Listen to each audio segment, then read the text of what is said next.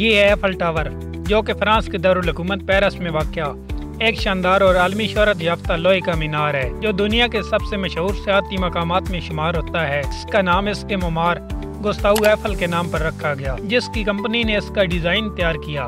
Apple tower को असल में 1889 की आलमी नुमाइश के लिए तामीर किया गया, जो फ्रांसीसी इनकलाब की 7 साला तकरीबात के मौके पर मुनक़्क़द की गई थी। इब्तदा में से शदीद तनकीद का सामना करना पड़ा और पेरिस के कई फनकारों और अदीबों ने इसे बदसूरत आइनी ढांचा करार दिया, लेकिन वक्त के साथ साथ ये पेरिस की शनाख्त बन गया। एफल टावर की ऊंचाई तकरीबन 330 मीटर है और ये एक वक्त में दुनिया की सबसे बुलंद इमारत रहा। इसके 3 बड़े तबक़ात हैं जहाँ से आ जा सकते हैं और ऊपर की मंजिल से पूरे पेरिस का सीन नज़ारा किया जा सकता है।